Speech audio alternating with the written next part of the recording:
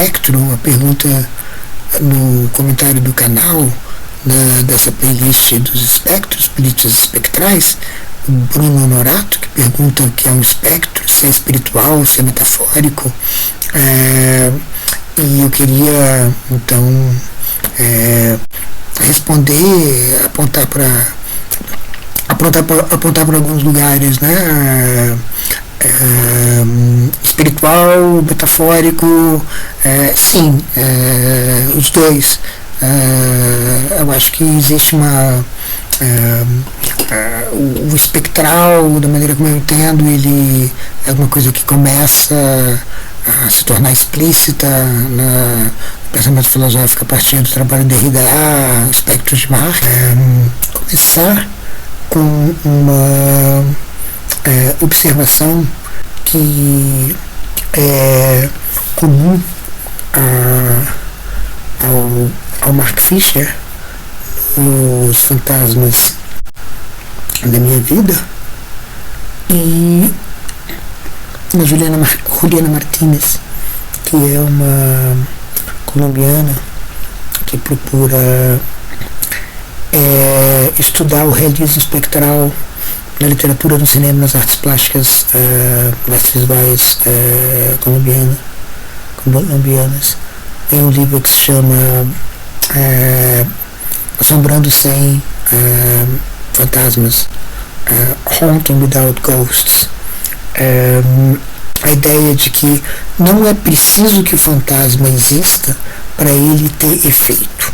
Não é preciso que o fantasma fisicamente exista para ele ter efeito. Não é preciso que o fantasma exista enquanto a maneira como ordinariamente se concebe a existência para que ele tenha algum efeito. O espectro, ele se define mais pelos seus efeitos e pela trajetória dos seus efeitos do que por um corpo, precisamente porque o espectro elude a presença. Assim como a metáfora elude a presença, e assim como o espiritual elude a presença. O espectro é a própria ilusão da presença. Enquanto a presença é alguma coisa que está, é alguma coisa que está no presente, que se apresenta inteiramente, completamente, plenamente, o espectro é justamente aquilo que fica se escondendo, é aquilo que está sempre voltando. Não é alguma coisa que fica, se mantém, permanece, dura, mas é aquilo que, porque uma vez foi, está sempre voltando. E é por isso que a gente fala do espectral como sonhos, como pesadelos, como imagens. A imagem, por exemplo, de um gomo de pinha que aparece aqui, é uma imagem que, de alguma maneira, vem desse gomo de pinha na minha frente. E esse gomo de pinha, ele não é a imagem do gomo de pinha, porque a imagem do gomo de pinha pode desaparecer e voltar. Em certo sentido, a primeira vez que ela veio, que ela apareceu, ela é uma espécie já de volta desse suposto gomo de pinha plenamente presente aqui. Há uma maneira que é sugerida num texto muito interessante publicado eu acho que no seu blog, pelo Carlos Henrique Carvalho, que se chama ontem, ou seja, dia 3 de setembro, isso tá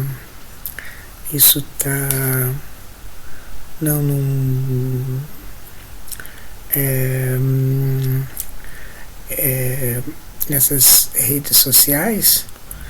Preciso saber o canal espectral, em que ele justamente escreve sobre os espectros de Lula. A alusão ao texto seminal, ovular, do Derrida, Espectros de Marx, ou da Rudinesco, falando dos espectros de Freud. Então, na verdade, essa alusão aos espectros de Lula está pensando, em certo sentido, numa volta. E é assim que começa o espectro volta. Por exemplo, no caso do Hamlet, o espectro, ou de qualquer história de assombração, a assombração começa voltando, né? Ela fica como o que não é assombração ainda, mas ela volta como assombração. E a volta como assombração do Lula, bom, claro, primeira vez como tragédia, segunda vez como farsa. Essa volta, ela mostra já um elemento muito importante do espectro. Metáfora, o espírito, é alguma coisa que de alguma maneira é desencarnado ao ponto de que não está associado a um cronismo, a um momento no tempo, um momento presente no tempo. O espectro é anacrônico. Ele, de alguma maneira, ele é como um bicho que solta um tentáculo para o passado e um tentáculo para o futuro. Em certo sentido, ele aparece como essa coisa que não está no presente, né? Então, em certo sentido, o Lula se apresenta dessa maneira, como alguma coisa que está fincado no que aconteceu no passado, nas demandas do passado e em demandas para o futuro. Então, a campanha eleitoral, é por isso que ela foca tanto em imagens, a gente está falando de imagens, sonhos, todas as coisas são espectrais, somente porque a campanha eleitoral, ela diz respeito a isso, né? Ela diz respeito a justamente espectros, né? Porque ela diz respeito a uma imagem, é a imagem que você quer incidir, em certo sentido, no mesmo sentido que o gomo de pinha, uma volta de alguma coisa que em algum sentido teve em um presente. Então, um pouco é assim que o Carlos explora os espectros de Lula. A gente poderia até pensar mais, para entender um pouco mais sobre políticas espectrais, quando o Lula já não for mais uma figura no presente político, né? Eu, muitas vezes, penso com susto na semelhança entre o fenômeno Lula e o fenômeno Perón. Muitas coisas da volta do Perón na campanha de 73, do Câmpora e depois para a eleição do próprio Perón, me lembram essa volta do Lula. A situação, os dramas são diferentes, mas o espaço de tempo talvez seja um pouco menor, né? Talvez as coisas tenham se acelerado, não vou me aventurar a dizer nada sobre isso, mas de alguma maneira o que impressiona se você fizer pensar numa coisa um pouco diferente do que o Carlos está propondo. Ele está propondo pensar no caráter espectral dessa eleição, né? E aí pensar nos mortos do bolsonarismo, né? Todos esses mortos pelo ato da injustiça já impossível de ser reparada, né? Que é, digamos, a porta de entrada para para o espectral, né? E aí, claro, a gente vai pensar na injustiça sobre a Dilma Rousseff e de todos os mortos, para falar rapidamente, né? Todos os mortos que o Carlos lista por esse furacão de injustiças que foi o bolsonarismo, desde Marielle até Tom Phillips e um monte de gente. Então é isso. Todo o genocídio, digamos, também da Covid, né? Então tudo isso é uma eleição depois de tantos mortos na Covid, ela tem que ser espectral, mas ela é particularmente espectral. Mas só como exercício a gente pode pensar na herança do Lula, ou seja, o que é um Lula, uma pessoa como Lula, chegando ao governo ou não, chegando ao governo e terminando o governo e tendo sobretudo tendo um sucesso equivalente ao sucesso que ele teve no mandato de 2007 a 2011. O que vai ser o Lula morto, depois de morto, nesse país? O que vai ser essa figura enquanto espectro, entende? Aí a gente começa a entender um pouco da política espectral, ou seja, o Santiago Arcila, que é alguém que o Carlos também cita, ele diz que os espectros, os mortos, eles ficam disputados porque eles podem ser marcadores espectrais do horror, ou seja, o Lula preso causava esse horror que dizia melhor não ir por esse caminho, porque esse caminho vai ter vingança, né? Vai ser vingado, né? Esse caminho vai ser represado, vai ser reprimido, vai ser oprimido, vai encontrar violência. E por um lado, agora um morto, um espectro, ele pode voltar também como um intensificador espectral de resistência. E o peronismo se divide em tantos elementos, né, em tantas facções, né, e são tantos os peronismos e tantas as heranças. Em certo sentido, é como se uma dimensão do espectral nesse continente como é que a gente vai fazer a herança de todos esses genocídios? Como é que a gente vai fazer a herança de todos esses líderes mortos, né, de todas essas pessoas comuns mortos, desses resistentes mortos, dessas populações mortas, desses outros modos de vida mortos? Como é que a gente vai herdar isso? Como é que a gente vai lidar com esse passado, que é um passado que também a lembrança e o ocultamento dele também está em jogo, também está num jogo espectral, mas o espectral, Derrida insiste muito nisso, é simplesmente falar do luto, né? Ele diz, não falaremos senão do luto, né? O que vai ser o Lula depois, né? O luto do Lula vai marcar esse país. Eu não estou me dizendo que isso é bom ou que isso é ruim, é assim, ou seja, a atividade política, se ela responde à injustiça, ela tem que responder justamente uma coisa que é intergeracional, que envolve os mortos, que é fantasmagórica. É claro que a política, quando as pessoas fazem a política, se faz com história, precisa olhar para a história, não esquecer a história. Bom, justamente é disso que você está falando, né? Você está falando precisamente dos espectros, né? Dos espectros que continuam nos movendo, né? Então, eu me pergunto também se direita e esquerda não são também, em grande medida, espectros, né? No espectro comunista, eu falava justamente desse espectral que é direita e esquerda. O espectro de Marx talvez seja esse. O caráter sui generis do marxismo é o caráter sui generis, eu dizia, do mau encontro com os selvagens ameríndios. Então a gente vê quantos espectros, né? São metáforas. Bom, os espectros são mortos que voltam.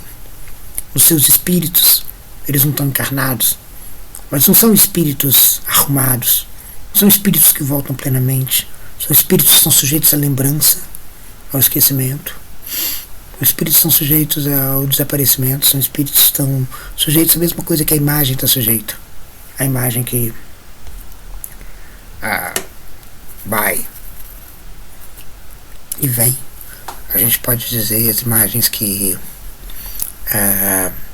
talvez não permaneçam quando a gente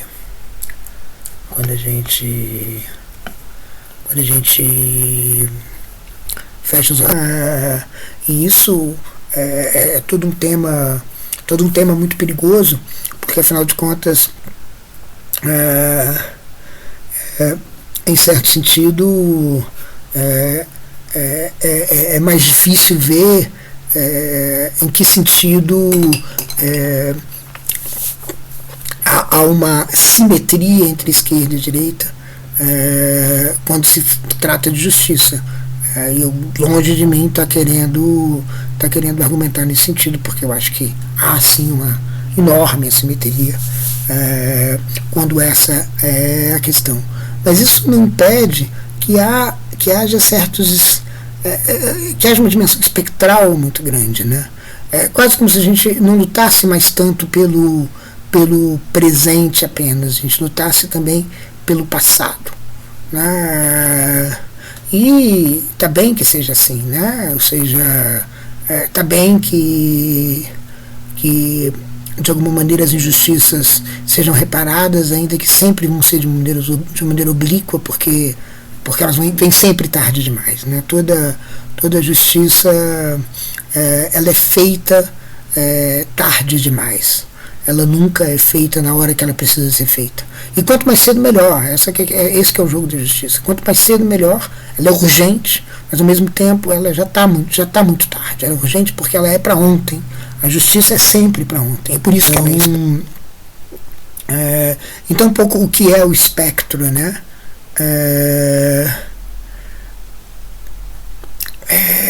É isso, né? Justamente porque é uma metáfora, porque é de alguma maneira um espiritual, né? A pergunta, né? É o espiritual. O espiritual é justamente talvez uma coisa que está às voltas com o espectro. Talvez o Ludoenha descreve o espectro como sendo aquilo que é limpo, o espírito como aquilo que é limpo do espectro, é o espectro limpo, higienizado, domesticado, alguma coisa que pode então estar plenamente presente. Não tem esse estranho hábito de desaparecer e voltar, de poder ser conjurado, de assombrar, de poder ser exorcizado, de retornar. Ele está plenamente presente como um espírito que justamente está lá, imaterial, porém existe, né? Não é simplesmente uma insistência como o mundo como ocorre nos fantasmas, nos espectros. E aí o espírito ganha uma respeitabilidade diante do mundo da transparência, respeitabilidade que o espectro justamente talvez não tenha, né? O espectro justamente vive no obscuro, na meia-luz, no opaco, né? É alguma coisa, é a metáfora que justamente contrabandeada, justamente que contrabandeia uma imagem junto com outras que são tornadas mais explícitas, né? Pensem nas metáforas constituintes da história da filosofia, nas metáforas constituintes da política, né? Elas todas são metáforas que de alguma maneira acabam não sendo totalmente transparentes, né? Então, não porque haja a transparência, justamente o espectro ele elude a transparência. É esse o ponto, né? O espectro não é alguma coisa, ou seja, o Derrida, em certo sentido, o ponto dele nos espectros de Marx, um dos pontos centrais é dizer Marx apelou para toda essa fantasmagoria, mas achava que de alguma maneira havia uma maneira de exorcizá-la totalmente. E talvez não haja. Talvez a gente tenha que simplesmente justamente viver no mundo de insistências, né? De insistências em que a existência ou não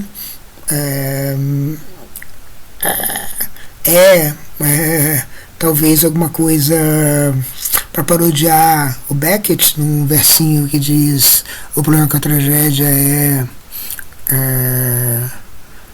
que ela se preocupa com a vida e a morte e outros mares de meia pataca. Justamente, talvez a gente tenha que se acostumar com a insistência e que nos leva a pensar que a existência talvez seja um mal de um vintém furado.